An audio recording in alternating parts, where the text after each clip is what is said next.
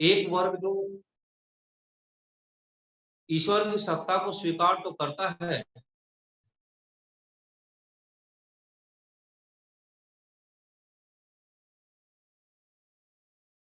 ईश्वर ही ईश्वर है, न प्रकृति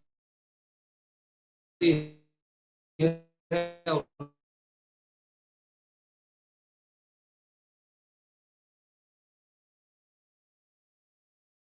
न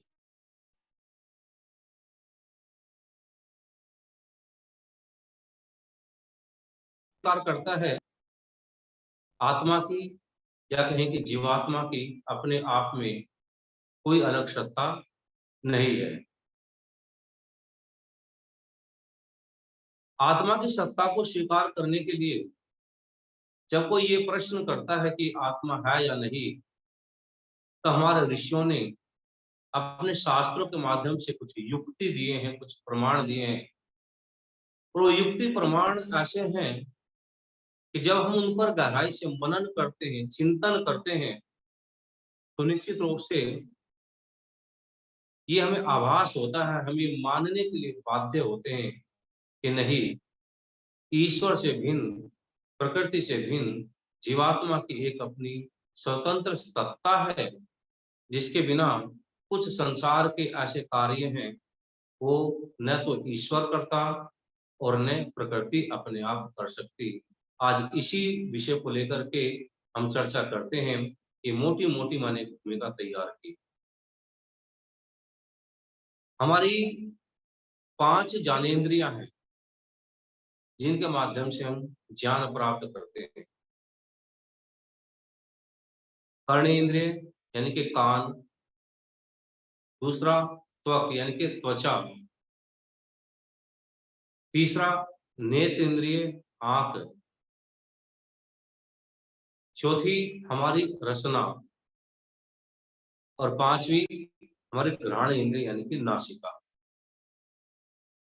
5 हमारी ज्ञानेंद्रियाँ हैं और पाँचों ज्ञानेंद्रियाँ अपने-अपने नियत विषय का ग्रहण करती है। परमात्मा की व्यवस्था है, एक इंद्रिय एक ही विषय का ग्रहण करेगी, वो दूसरे विषय का ग्रहण नहीं कर सकती। हमारे जो कर्णेंद्रिय, हमारे जो कान है, में केवल शब्द ही सुनेंगे, वो देख नहीं सकते। हमारी जो त्वचा है, जो स्पर्श का ग्रहण करती है, कोई वस्तु गर्म है, ठंडी है, चिकनी है, खुरदुरी है, ये जो भी हमें अनुभूति होती है, ये त्वचा के माध्यम से होती है। त्वचा शब्द को नहीं सुन सकती। इसके बाद हमारी जो नेत्र इंद्रिय है, हमारी जो आँख है, आँख हमें रूप का ग्रहण कराती है।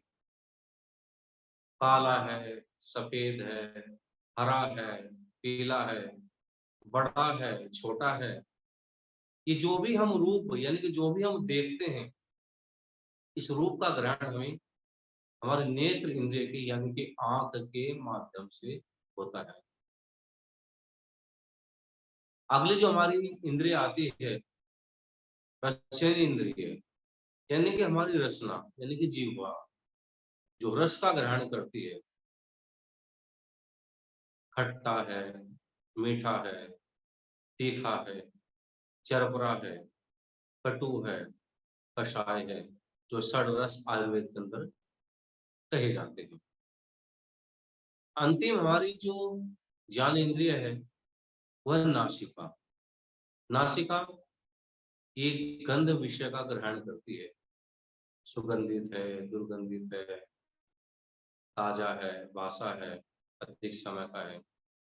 ये जो भी हमें गंध का जो ग्रहण होता है, ये नासिका इंद्रिय इंद्रिय के माध्यम से होता है। और ये ईश्वरीय व्यवस्था की एक इंद्रिय एक ही विषय का ग्रहण करेगी, वो नियत विषय को ही का ही ज्ञान प्राप्त करेगी, दूसरे का ज्ञान प्राप्त नहीं कर सकती। लेकिन अब कुछ ऐसे युक्ति, ऐसे प्रमाण, ऐसे तर्क दिए जाते हैं शास्त्र के माध्यम से कि एक-एक इंद्रियां सब अपने अलग-अलग विषय का ग्रहण कर रही हैं, लेकिन उनके पीछे कोई एक ऐसी शक्ति, एक ऐसी सत्ता है जो जो उन सारे विषयों को जान रही होती है, समझ रही होती है, अनुभव कर रही होती है। हमारे 6 दर्शन हैं, जिनको हम 6 शास्त्र बोलते हैं। उन 6 शास्त्रों के अंदर अपना एक शास्त्र है, एक दर्शन है, जिसको बोलते हैं न्याय दर्शन। न्याय दर्शन पूरा युक्ति, तर्क, प्रमाण के आधार पर किसी विषय के हमें तलस्पर्शी जान कराता है, उस विषय को हमें अच्छी प्रकार से समझाता है। न्याय दर्शन के जो रचनाकार ऋषि गौतम ने अपने न्याय दर्शन के तीसरे अध्याय के पहले पाद में कुछ सूत्रों को दिया। सूत्र है दर्शन स्पर्शनाभ्याम एकार्थ ग्रहणम, यानी कि दर्शन एकार्थ ग्रहणार्थ,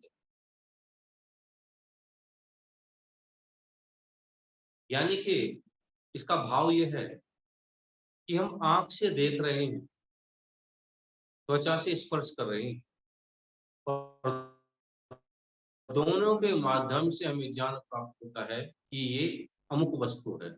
हमारे सामने एक मोबाइल रखा हुआ है, हमने उसको हाथ से छुआ, हमें चिकना अनुभव हुआ, अच्छा अनुभव हो रहा है। हम आंख से देख रहे हैं कि ये काले रंग का है या लाल रंग का है। आंख ने तो उसका रंग देखा, और हमारे हाथ पर जो हमारी जो त्वचा इंद्रिय है, उसने उसका स्पर्श किया, और हमने अनुभव किया कि काले रंग का जो मोबाइल है, ये बड़ा अच्छा है, बड़ा चिकना है। हमारे एक फल रखा हुआ है, एक केला रखा हुआ है। केले को हमने आँख से देखा, पीले रंग का एक लंबा, एक मोटा एक फल रखा हुआ है, और उसको हाथ से छुआ। हाथ से छू करके का ज्ञान हुआ कि ये पका हुआ है, कच्चा है। छू हाथ रहा है, देख आँख रही है,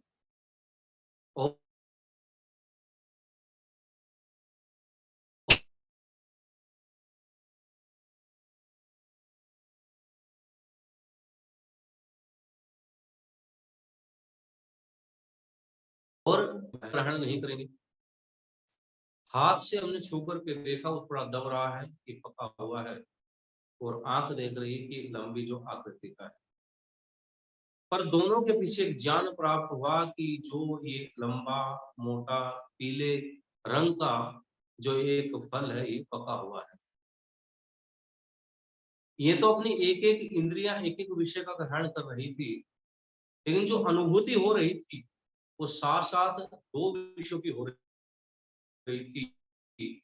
इससे क्या पता चलता है कि इन 2 के पीछे तीसरी एक ऐसी शक्ति है, जिसके माध्यम से ये दोनों इंद्रियाँ अपना काम कर रही है, और वो इंद्रिय क्या है? वो साधन क्या है? वो सत्ता क्या है? वो कहा कि वो क्या है? आत्मा है। वो अनुभविता ही इन इंद्रियों को प्रेरित करता है। आँख उसको देखती है, हाथ उसको छूता है, और पता चलता है कि जो छूने वाली चीज़ है, ये केला, ये पका हुआ है। ये पहला कहा कि दर्शन, स्पर्शनाभ्याम, एकार्थ ग्रहण ग्रहणार्थ, अर्थात आँख के द्वारा देखने से, त्वचा के द्वारा छूने से जो एक अर्थ का, एक वस्तु का जो बोध हो रहा है, उससे पता चलता है कि इनके पीछे अनुभविता जो आत्मा है, यानी कि जो इन दोनों विषयों का अनुभव करने वाला है, वो जीवात्मा उपस्थित है। इसी प्रकार से एक और तीसरे अध्याय के पहले पाद के अंदर ही सूत्र दिया, इंद्रियांतर विकारात, इंद्रियांतर विकारात, यानी कि इंद्रिय में विकार आने से। इसका उदाहरण समझिए। काम एक इंद्रिय करती है और विकार दूसरी इंद्रिय के अंदर उत्पन्न होता है।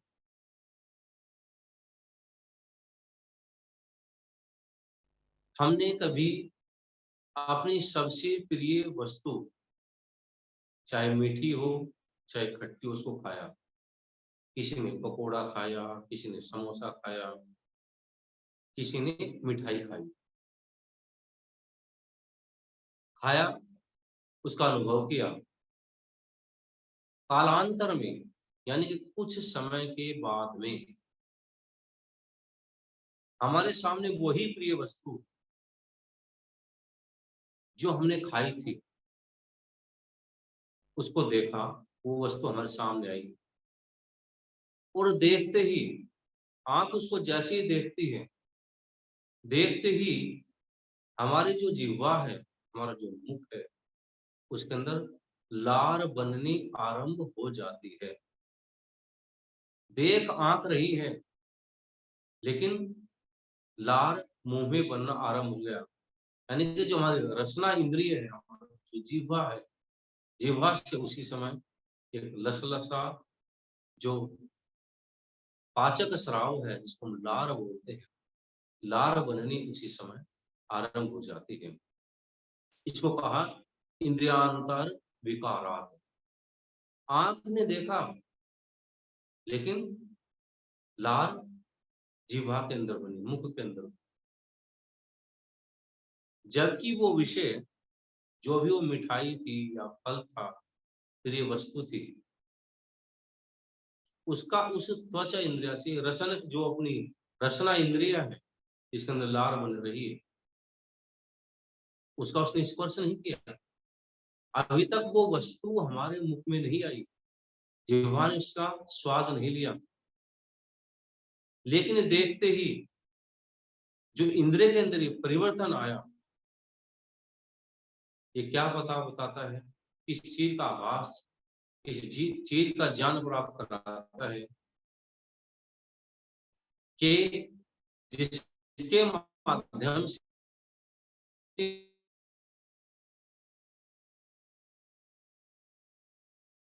आंख रसन करती है, उन दोनों का अनुभव करने वाला कोई तीसरा एक अलग सत्ता है। आंख ने तो केवल उस खाद्य पदार्थ को देखा था, और लार जो आई, विकार जो हुआ, वो जीवा के अंदर हुआ। जीवा देख नहीं सकती, पर आंख के देखते ही वो जिह्वा के अंदर विकार आया। इससे क्या पता चलता है कि जो हमारी जिह्वा है, यानी कि रसना इंद्रिय है, उसके और आंख के पीछे दोनों का जो तारतम्य जोड़ता है, दोनों को विषय को जो ग्रहण कराता है, दोनों विषय का जो अनुभविता है, वो एक तीसरी सत्ता अलग से है, जिसको हम जीवात्मा कहते हैं। क्योंकि तो इंद्रियां हैं, ये तो एक एक अपने विषय का ग्रहण कर रही है, फिर भी विषय का ग्रहण एक कर रही है और विकार दूसरे के अंदर आ रहा है। इसे कहा कि इंद्रियांतर विकारात। इसके हम दूसरे उदाहरण देखें। हमारी जो त्वचा है, जब इसको कोई कष्ट देता है, इसको कोई चूंकता है, इस पर कोई गर्म लाल वस्तु लगाता है, जलती हुई जो वस्तु है, उसके इसका स्पर्श करता है, जलती तो त्वचा है, लेकिन पानी आंख से आता है। पहले आंख एक प्रिय खाद्य वस्तु को देख रही थी, और जिह्वा से पानी आ रहा था, लार आ रही। ये एक अलग उदाहरण था। इसी का दूसरा उदाहरण, कष्ट त्वचा को दिया जाता है, त्वचा को पीटा जाता है, त्वचा को जलाया जाता है, त्वचा को काटा जाता है, पर आंख आंसू आंख से आते हैं। यानी कि जो हमारी स्पर्श इंद्रिय है, त्वचा है, प्रभावित उसको किया जा रहा है, लेकिन विकार आंख के अंदर आ रहे हैं, आंसू आंख से टपक रहे हैं, दुख के भाव आंख से प्रदर्शित हो रहे हैं। त्वचा कभी आंसू नहीं टपकाएगी। इससे क्या पता चलता है कि त्वचा और रूप का ग्रहण कराने वाली जो आंख है, इनके पीछे दोनों के संबंध को लेकर के काम करता है।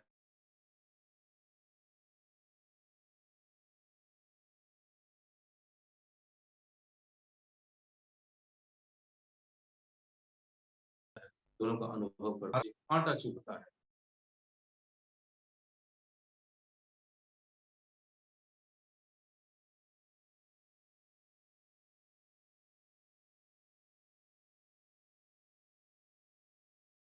कांटा चुभता है, कांटे के चुभते होता है, और उस कष्ट को हम एकदम से आहा के रूप में प्रदर्शित करते हैं।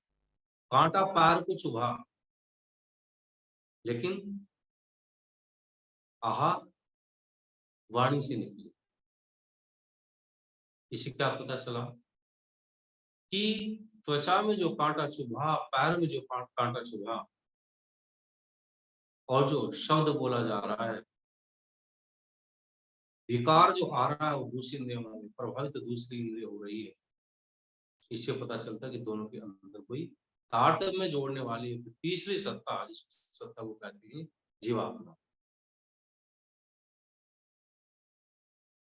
इन युक्तियों से, इन तर्कों से संसार का कोई भी व्यक्ति निषेध नहीं कर सकता। सारे संसार के लोग हैं वो आंख से ही देखेंगे, चाहे आस्तिक हो चाहे नास्तिक, सारे कान से ही सुनेंगे। इंद्रियांतर विकार, कोई एक ऐसा भयानक शब्द जो बहुत डरावना है, शब्द को कान सुनेंगे, लेकिन आंखें एकदम से बंद हो जाती है। कोई गोली चलने की आवाज हुई, कोई ऐसी भयंकर आवाज है जिससे हमें भय लगता हो। शब्द कान सुन रहे हैं, पर आंख अपने आप बंद हो जाती है। शब्द कान सुन रहे हैं, पर भय के कारण से हम वहां उस स्थान को छोड़कर भागने का प्रयत्न करते हैं। कान हमें भगाएंगे नहीं, कान हमारी आंखों को बंद नहीं करेंगे। शब्द कान सुन रहे हैं और आंख बंद हो रही है। इसके पीछे क्या पता चलता है कि कान और आंख के पीछे कोई एक ऐसी सत्ता है जो दोनों का तारतम्य जोड़ती है। उसी सत्ता को कहते हैं आत्मा। क्योंकि अपनी जितनी इंद्रियां हैं, ये तो एक अपने अपने नियत विषय का ग्रहण करती है, लेकिन विकार दूसरे के अंदर आ रहा है, प्रभावित दूसरी इंद्रिय हो रही है। तो इससे ये ज्ञान प्राप्त होता है। ये एक निष्कर्ष निकलता है कि दोनों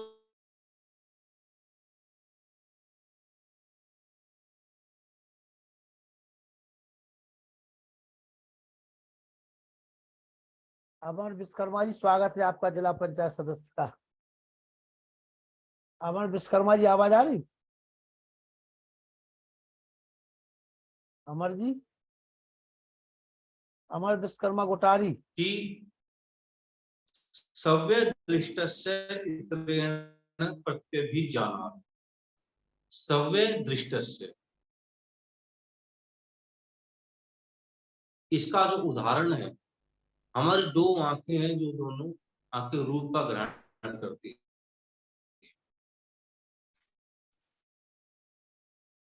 हम अपनी एक आंख को बंद कर लेवे, उसको हाथ से बंद कर लेवे, उसके ऊपर कोई कागज रख लेवे, किसी भी साधन से बंद कर लेवे।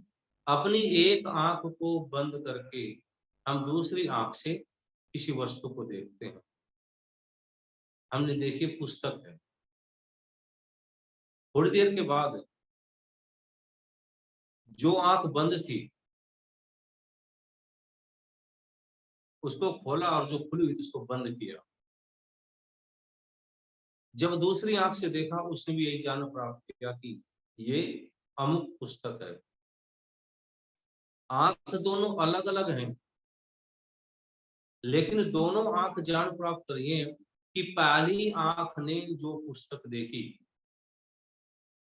मैं दूसरी आंख भी वही पुस्तक को देख रही हूँ, उसी पुस्तक को देख रही हूँ। आंखें दोनों अलग अलग थी। पहली आंख से देखने के बाद जब दूसरी आंख से देखा तो ये ज्ञान प्राप्त हुआ कि वही पुस्तक है जो मैंने अभी थोड़ी देर पहले दूसरी आंख से देखी थी। दोनों के पीछे जो ज्ञान को जोड़ने वाला, ज्ञान को प्राप्त करने वाला जो तत्व है, वो तत्व है, वस्तु है, वो सत्ता है, जिसको कहते हैं जीवात्मा। यदि जीवात्मा न होवे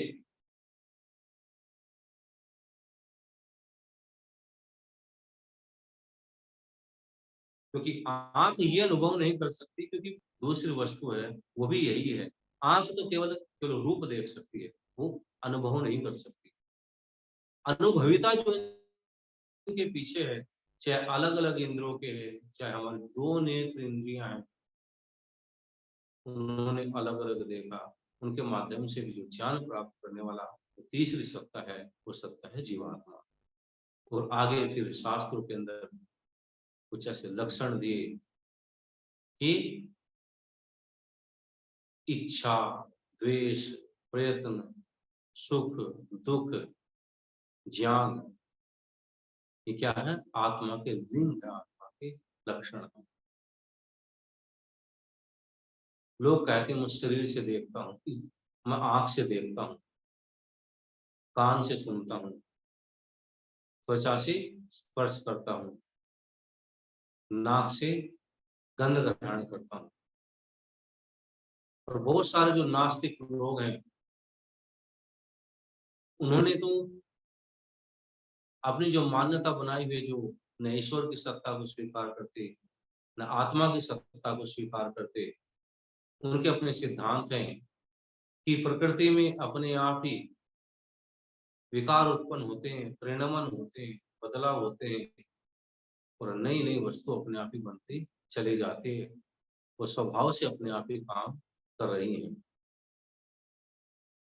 यदि ये इंद्रियां अपने आप ही काम करती, तो जब किसी शरीर के अंदर से जीवात्मा अलग हो जाती है, जिसको हम कहते हैं मृत्यु हो जाना, जब मृत्यु हो जाती है उस समय सारी की सारी जो इंद्रियां हैं, सारा जो शरीर है, शरीर तो वही रहता है, आंख भी है, नाक भी है, कान भी है, और उसके अंदर किसी प्रकार की कोई भी चेष्टा दिखाई नहीं देती। जो आत्मा के लक्षण बताए, इच्छा, द्वेष, प्रयत्न, सुख, दुख और ज्ञान। जीवित अवस्था में हम सारी चीजें करते हैं, पर जब मर जाना रूप हम इस क्रिया को देखते हैं, किसी की मृत्यु हो जाती है, आंख वही है, कान वही है, नासिका वही है, पर उसके अंदर किसी प्रकार की कोई अनुभूति नहीं होती। इच्छा, द्वेष, प्रयत्न, सुख, दुख जीवात्मा के अंदर तभी, शरीर के अंदर तभी तक हो सकते हैं जब तक इनके पीछे बैठी हुई सत्ता जो पूरे शरीर का संचालन करती है, वो जीवात्मा नामक सत्ता है, तब तक ये सारे की सारी क्रियाएं होती हैं। इसके विषय में तो मेरे साथ अच्छी सी घटना घटी। अहमदाबाद के अंदर राष्ट्रीय पुस्तक मेला चल रहा था। सभी मतों के अनुयायी अपने अपने मान्यताओं की, अपने अपने संस्थाओं की पुस्तक वहां पर लेकर आए हुए थे। मैं भी वानप्रस्थ साधक आश्रम की ओर से जो प्रचार के लिए पुस्तकालय गया था, पुस्तकें गई थी, मैं भी वहां पर पहुंचा और शंका समाधान के लिए हमने एक अलग से व्यवस्था बनाई हुई थी। अनेक मान्यताओं के लोग आते हैं, अपनी शंकाओं को रखते हैं। एक दिन वहां पर एक मुस्लिम युवक आया और ऐसे ही सैद्धांतिक चर्चा चलते चलते मांसाहार पर, जीव हत्या पर विषय चल पड़ा। जब वो मांसाहार पर, जीव हत्या पर विषय चला, वहां पर बलि की जो कुर्बानी आदि लोग ये देते हैं, बकरा ईद के दिन या अन्य किसी दिन जिसको पवित्र दिन मानते हैं, उसके पीछे इनकी मान्यता जुड़ी हुई है कि इस दिन यदि इस पशु की बलि दी जाएगी, पशु की कुर्बानी दी जाएगी, तो जन्नत को, मोक्ष को प्राप्त हो। चर्चा चलते चलते मैंने उससे कहा कि ये तो पाप है, जीव की हत्या करना, जीव को कष्ट देना। तो उसने एक बात कही कि जी इनके अंदर तो आत्मा ही नहीं होती, इनके अंदर तो रूह ही नहीं होती, इसलिए इनको कष्ट नहीं होता।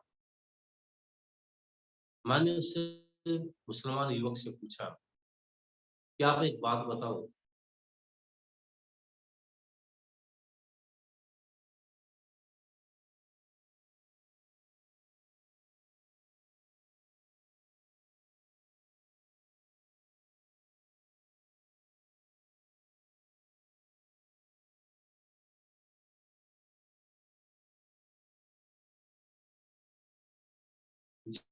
जब आपके घर के प्राणी को काटते हो,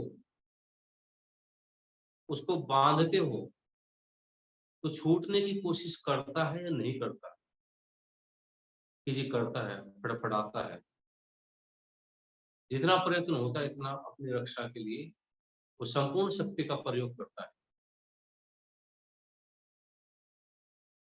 मैंने उससे तीसरी बात पूछी, जब उसको काटा जाता है या कष्ट दिया जाता है, उसकी आंखों से पानी निकलता है या नहीं निकलता? उसने इस बात को स्वीकार किया कि जिसकी आंखों से पानी भी निकलता है। मैंने उससे अगली बात कही कि जब उसको मारा जाता है, काटा जाता है, तो उसकी चीख भी निकलती है या नहीं निकलती? उसने कहा जी उसकी चीख भी निकलती है। फिर मैंने उससे प्रति प्रश्न किया कि जब कोई पशु स्वाभाविक रूप से मर जाता है, जब आप उसको काटते हो, क्या वो आपसे छूटकर भागने की कोशिश करता है? कि जी नहीं करता। क्या जब आप उसको काटते हो, उसके शरीर के अंदर कंपन होता है या नहीं होता? उसने कहा जी नहीं होता। मैंने फिर कहा कि जब उसको आप काटते हो, उसकी आंख से आंसू निकलते या नहीं निकलते? कि जी नहीं निकलते। तो इससे मैंने कहा कि आप ये कैसे कह सकते हैं कि उसके अंदर आत्मा नहीं, उसके अंदर रूह नहीं है? जब तक वो डरता था, उसकी आंख से आंसू निकल रहे थे, वो छूटने की कोशिश कर रहा था, वो छटपटा रहा था, वो रंभा रहा था, वो चिल्ला रहा था, वो दर्द भरी उस पीड़ा को उत्पन्न कर रहा था, वो छूटने का प्रयत्न कर रहा था। वो ये सारी की सारी क्रियाएं तब तक ही कर पा रहा था जबकि उसके अंदर जीवात्मा थी।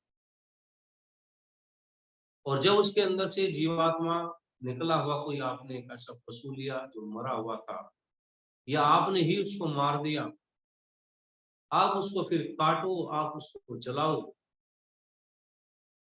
आप उसको कितना भी कष्ट देवें, उसके अंदर न कोई छटपटाहट होगी, न वो बचने की कोशिश करेगा, न उसकी आंख से आंसू आएंगे, न उसकी कोई चीख निकलेगी, न वो बचने का कोई किसी प्रकार का प्रयत्न करेगा।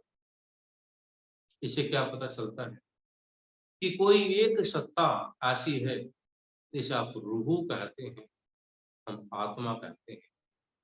वही एक सत्ता ऐसी है जिसके माध्यम से ये सारी की सारी जो क्रियाएं हैं, वो सारी की सारी क्रियाएं हो रही होती हैं। हम संसार के अंदर ऐसे अनेक उदाहरण देख सकते हैं। बहुत सारे लोगों का जो एक ये मान्यता होती है कि आत्मा नाम की कोई सत्ता नहीं, आत्मा नाम की कोई चेतना नहीं है, आत्मा नाम का कोई तत्व नहीं है। उसके पीछे उनकी एक मोटी बुद्धि काम करती है। वो प्राय एक बात कहा करते हैं कि यदि होती तो दिखाई देती, और है नहीं तो इसलिए दिखाई भी नहीं दे रही। ऐसे संसार के अंदर हजारों उदाहरण मिल जाएंगे जो हैं पर दिखाई नहीं देते। दिखाई केवल भौतिक वस्तुएं देती हैं, और जो दिखाई देती है भौतिक वस्तुएं, वो भौतिक इंद्रियों से ही देखी जा सकती है। भौतिक इंद्रियों से उनका ग्रहण होता है। पर इन भौतिक वस्तुओं के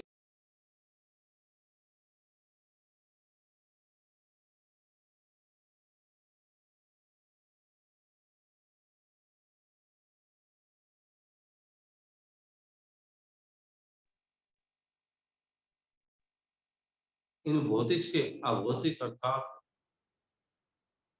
चेतन वस्तु है, चेतन जीवात्मा। हमारे इस शरीर के अंदर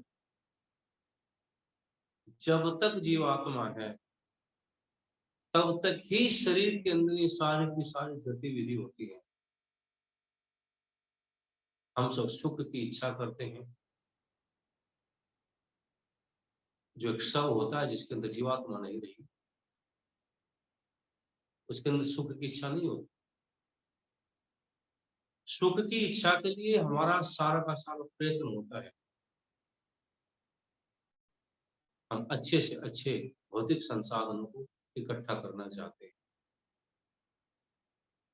चाहे खाने पीने की वस्तु है, चाहे रहने के लिए अच्छा मकान है, घूमने के लिए अच्छी गाड़ियां हैं, पहनने के लिए अच्छे वस्त्र हैं। जो मित्र सगे संबंधी हमें प्रिय लगते हैं, जिनसे बात करके हमें सुख मिलता है, जिनके साथ रहने में, कुछ समय बिताने में अच्छी अनुभूति होती है, ये तब तक ही है जब तक इस शरीर के अंदर ये जीवात्मा है। जब इस शरीर को छोड़ करके जीवात्मा चली जाएगी, जिसको हम मर जाना बोलते हैं, मृत्यु हो जाना बोलते हैं, ये शरीर तो यही है, वो घर भी यही है, ये मित्र भी यही है, पति भी यही है, पत्नी भी यही है, सब सगे संबंधी यही है। लेकिन उस शरीर के अंदर ये चेष्टा नहीं होती, ये कोई क्रिया नहीं होती कि मैं उठ करके उनसे मिल सकूं, अच्छी वस्तु को खा सकूं, अच्छे वस्त्रों को धारण कर सकूं। ये सारी की सारी क्रियाएं जब तक ही हैं, जब तक इस शरीर के अंदर, इस शरीर का जो चालक है, इस शरीर का जो सारथी है, इस शरीर रूपी रथ को जो नियंत्रित करने वाला जो कोचवान है, जो सारथी है, तभी तक इस सारी की सारी क्रियाएं संभव है। शरीर तो वही है, पर वो कोई कर्म नहीं कर सकता। इसलिए कहा कि इच्छा, द्वेष, जो हमें अच्छा नहीं लगता, दुखकारी लगता है, हम उससे बचने का प्रयत्न करते हैं, उससे दूर जाने की कोशिश करते हैं। कोई भय देने वाली वस्तु, चाहे भौतिक है, चाहे चेतन है, अभौतिक है, जड़ है, चेतन है, कैसी भी है, हमें सांप को देख करके डर लगता है, उसे बचने के लिए पीछे हटते हैं। अग्नि से हमें डर लगता है, अग्नि जलाती है, हम उससे पीछे हटते हैं, हाथ खींच लेते हैं। लेकिन जब शरीर के अंदर से जीवात्मा निकल जाती है, उसी शरीर को धू धू कर करके जो जलाने वाले जो अग्नि है, उसके माध्यम से उसका दाह संस्कार किया जाता है। शरीर उस चिता से बाहर निकलने की कोशिश नहीं करता, निकल नहीं सकता, क्योंकि जलना रूप जो अनुभूति थी, अब उसको जीव को नहीं हो रही है। जो हाथ लगाने से, अग्नि को छूने से जो डरता है, आज वो अग्नि, वो शरीर अग्नि में धू धू करके जल रहा है, और उसके अंदर कोई अनुभूति नहीं, कोई कष्ट नहीं है, सारा शरीर जल करके समाप्त हो जाता है, नष्ट हो जाता है, पंच तत्वों में विलीन हो जाता है। और जब तक इस शरीर के अंदर जीवात्मा रहती है, एक छोटी सी चिंगारी लगती है तो व्यक्ति आहा कर बैठता है, सहन नहीं कर पाता। दाह का जो कष्ट होता है, जलने का जो कष्ट होता है, बहुत भयंकर होता है। थोड़ा सा जला, कष्ट सहन नहीं कर पा रहा, लेकिन चीता के अंदर तो सारा शरीर ही जल गया, कोई किसी प्रकार की प्रतिक्रिया नहीं है।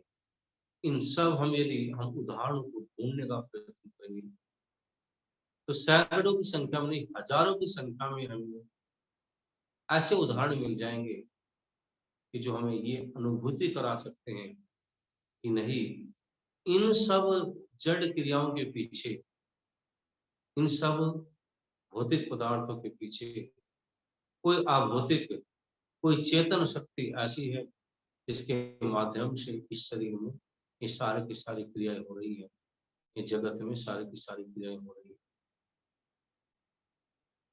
हमें पता भी नहीं होता, हमने भोजन किया और स्वतः ही इस शरीर के अंदर जो हमारा पाचन तंत्र है, वो अपने आप ही इस भोजन को पचाता रहता है। जब हमें प्यास लगती है, पानी के लिए हम दौड़ते इधर उधर भागते हैं, लेकिन जब व्यक्ति के शरीर के अंदर से ये जीवात्मा नामक शक्ति चली जाती है, निकल जाती है, तब उसके अंदर गंगा जल भी मुख को खोल करके, उसका मुख फाड़ करके उसके अंदर गंगा जल टपकाया जाता है। जहां वो प्यास लगने पर पानी की तलाश में दर दर भटकता है, न प्रयत्न करते हैं, न चेष्टा करते हैं, लेकिन जैसे ही इन चेष्टाओं को, प्रयत्न को करने वाला जो जीवात्मा है इस शरीर से निकल जाता है, तो मुख फाड़ करके उसके अंदर तब गंगा जल की बूंदें डाली जाती है। इससे क्या पता चलता है, जो इस गंगा जल को लेने वाला, अपने शरीर की प्यास बुझाने वाला, पानी को पी करके सुख की अनुभूति करने वाला, जो द्रव्य था, जो पदार्थ था, जो शक्ति थी, जो चेतना थी, जो अनुभविता थी, वो इस शरीर के अंदर अब नहीं है।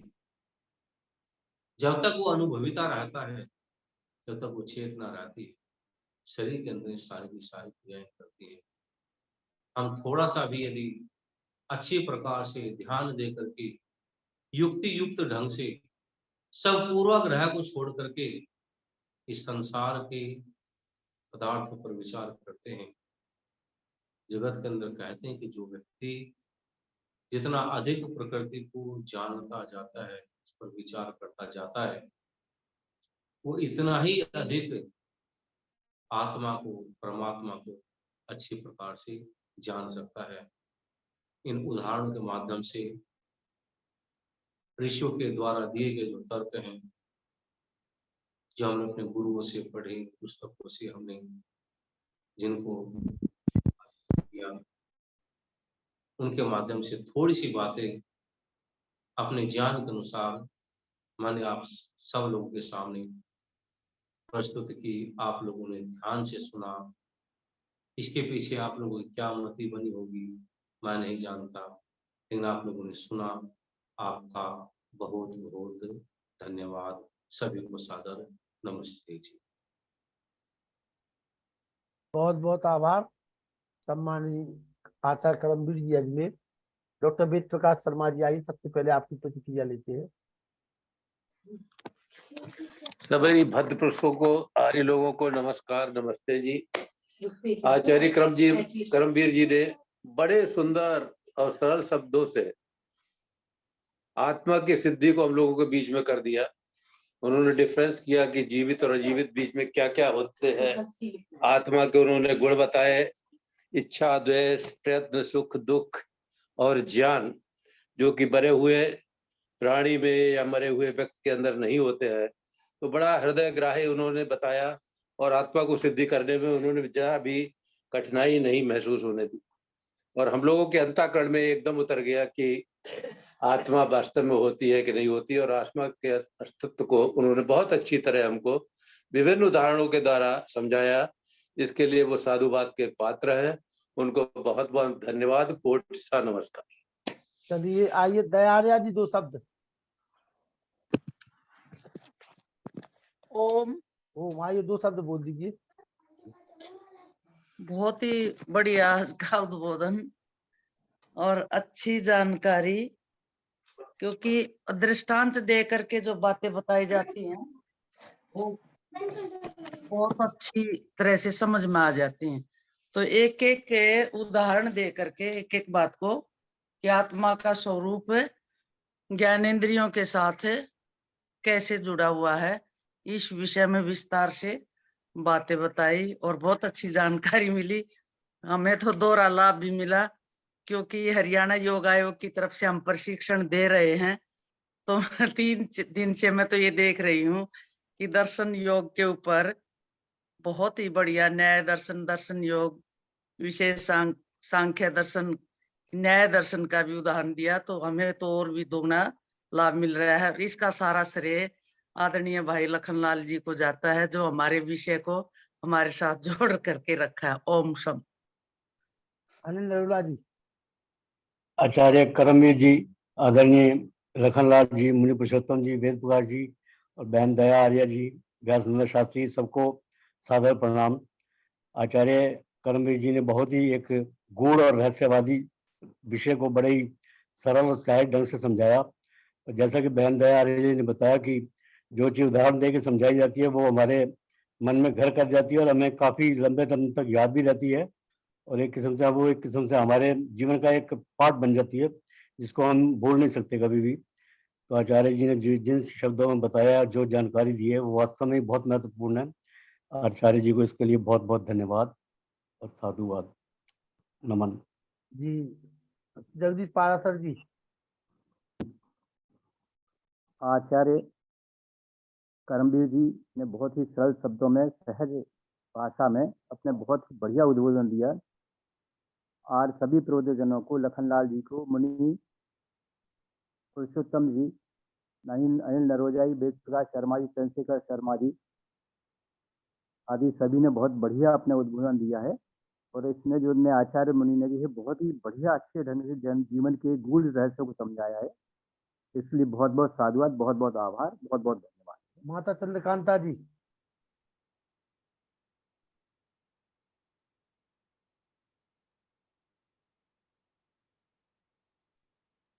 जी बोलिए। जी। प्रियवीर लखनलाल जी, मुख्य वक्ता श्री करमवीर जी और मेरे भ्राता अनिल जी, चंद्रशेखर, आदरणीय चंद्रशेखर शास्त्री जी तथा व्यासनंद शास्त्री जी और पुरुषोत्तम मुनि जी, आप सबको यथा योग्य अभिवादन। आज का विषय आत्मा के स्वरूप तथा आत्मा की अस्तित्व के ऊपर बड़ा अच्छा, सुंदर और उत्तम उद्बोधन था।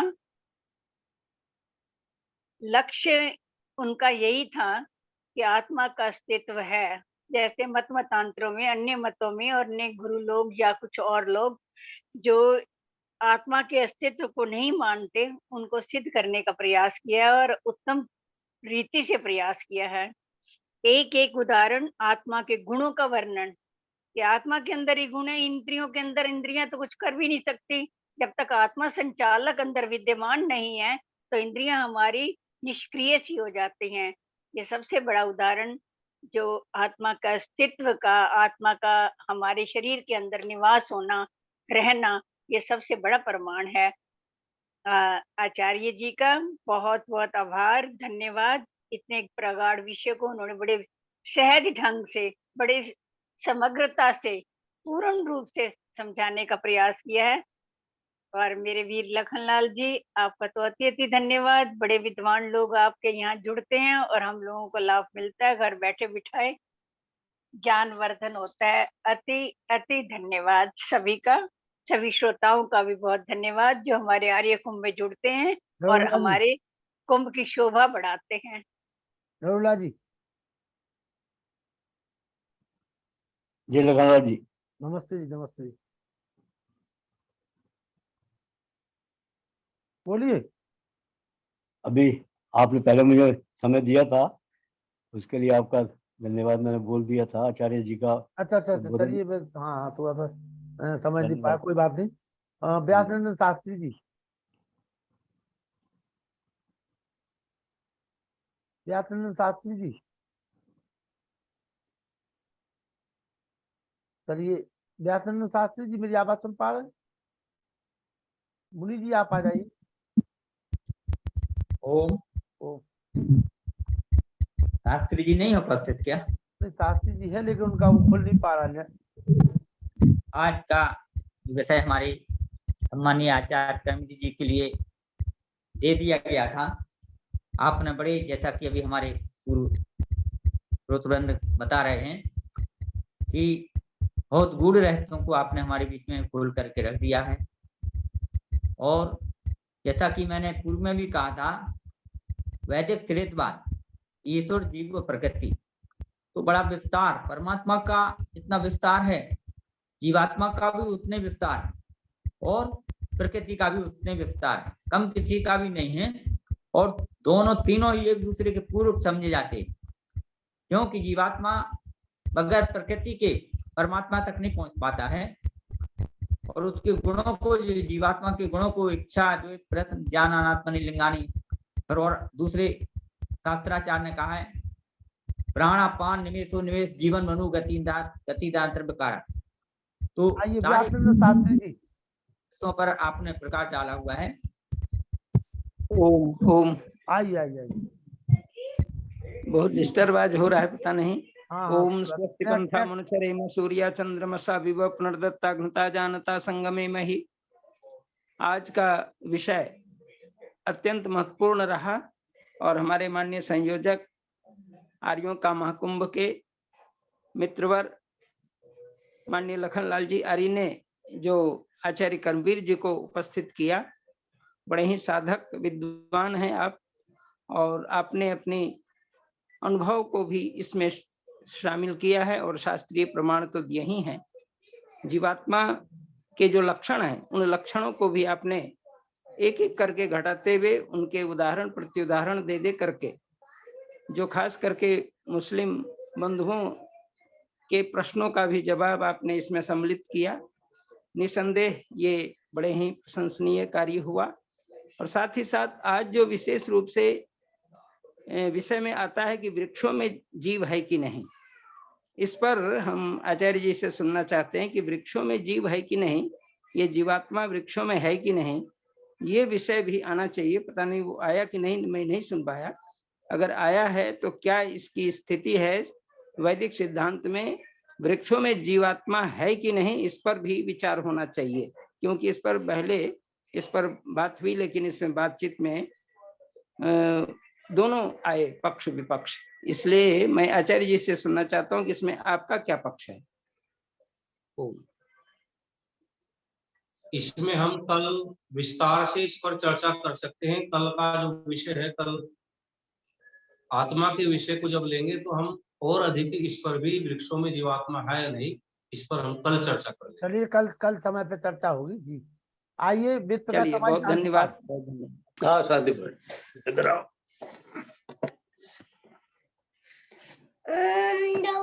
शांति अंतरिक्ष शांति पैसदी शांति राप शांति रौषधय शांति वनस्पतय शांति विश्वेदेव शांति ब्रह्म शांति सर्वं शांति शांतिरेव शांति शाम शांति रेदि ओम शांति शांति शांति। जो बोले सो बे सत्य सनातन वैदिक धर्म की जय। गुरु विज्ञानंद की जय। महर्षि दयानंद की जय। मर्यादा पुरुषोत्तम श्री रामचंद्र की जय। योगेश श्री कृष्ण चंद्र की जय। पंडित लेख राम की जय। भारत माता की जय। गौ माता की रक्षा हो पालन हो आर्य समाज अमर रहे। वेद की ज्योति जलती रहे। ओम का झंडा ऊंचा रहे। आर्यों की महाकुंभ की जय। कड़क ध्वनि वैदिक अभिवादन सबको नमस्ते जी। ओम सर्वेभ्यो नमः। चलिए कल और पुनः आचार्य कर्मवीर जी को आप लोग सुनेंगे। कल मुलाकात करते हैं आप सभी से। नमस्ते जी। बिल्कुल।